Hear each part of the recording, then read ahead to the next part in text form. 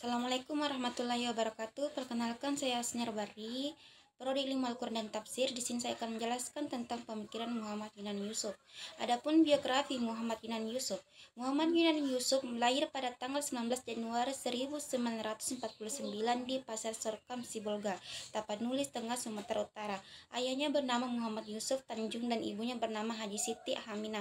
Pada usia 6 tahun, Muhammad Yunan Yusuf memulai pendidikannya di Sekolah Rakyat Negeri dan Madrasah Ibtidaiyah Tarbiyah Al-Ikhwan fi Din Al-Islam di Pasar Sorkam, Sibolga. Selama 6 tahun, ia menamatkan pendidikan keduanya di tahun 1963. Kemudian ia melanjutkan pendidikannya ke pendidikan guru agama pertama Muhammadiyah Sibolga sampai pada tahun 1967.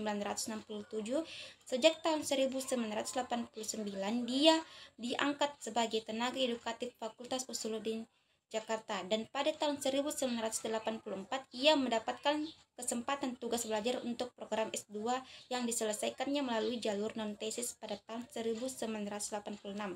Kemudian dilanjutkan untuk memasuki program S3 Fakultas Pascasarjana Institut Agama Islam Negeri Syarif Hidayatullah Jakarta, yang ia selesaikan 3 tahun pada tahun 1989 untuk program dokter dengan mempertahankan disertai yang berjudul Corak Pemikiran Kalam Tafsir Al-Azhar, sebuah telaah atas pemikiran Hamkat dalam teologi Islam. Selanjutnya, guru-guru Muhammad Yunan Yusuf, yaitu Al-Ustadz Agasya dari Maradjo Sidik Lubis dan Muallim Sabri Munir sebagai pengajar pada pendidikan guru agama pertama Muhammadiyah Sibolga.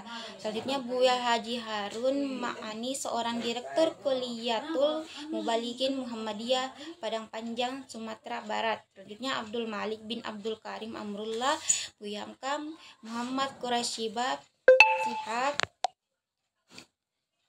sebagai dosen penulis pada program magister dan program dokter Fakultas Pascasarjana Institut Agama Islam Negeri Syarif Hidayatullah Jakarta. Selanjutnya, karya-karya Muhammad Yunan Yusuf. Pertama, Kemuhammadiyahan Kajian Pengantar. Kedua, Al-Islam. Ketiga, Alam Pikiran Islam Pemikiran Kalam. Yang keempat, Corak Pemikiran Kalam Tafsir Al-Azhar.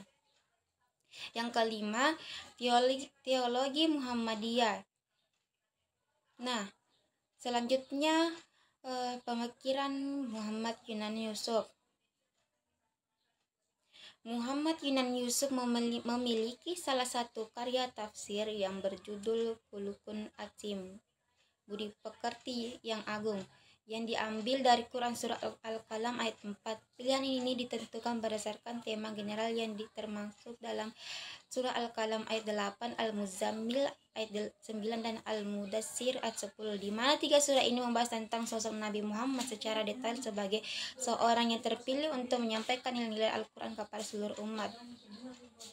Contoh penafsiran Yunan Yusuf mengenai surat Al-Mulk ayat 3-5. Sesudah menggambarkan langit yang 7 lapis, kemudian Allah memperjelas informasi tentang langit yang 7 lapis tersebut. Informasi itu diberikan dalam bentuk perumpamaan dengan menggambarkan langit yang terdekat dengan bumi. Sesungguhnya kami telah menghiasi penciptaan langit yang dekat, yakni langit yang dekat dengan bumi yang bisa dikatakan sebagai langit pada lapisan pertama, dengan lampu-lampu raksasa yang pada hakikatnya menjelma sebagai bintang-bintang, dan kami jadikan bintang-bintang itu alat-alat pelempar atau sebagai alat untuk memanah dan merajam setan, dan kami sediakan bagi mereka setan itu siksa neraka yang menyala-nyala, api yang sangat besar. Muhammad Yunan Yusuf merujuk kepada ilmu rasional yang sejalan dengan ilmu pengetahuan dengan menyimpulkan bahwa boleh jadi apa yang dimaksud dengan langit terdekat atau langit pertama itu adalah gugusan bintang-bintang dalam satu bima sakti yang mataharinya disaksikan setiap hari oleh manusia. Menurut Yunan Yusuf, ada penggunaan metode munasabah dalam menafsirkan ayat 3-5 dalam Al-Mulk ini. Ketiga ayat tersebut masih membahas tentang penciptaan alam, yakni penciptaan langit, di mana setiap ayat akan saling menjelaskan satu sama lainnya. Sekian dari saya. Wassalamualaikum warahmatullahi wabarakatuh.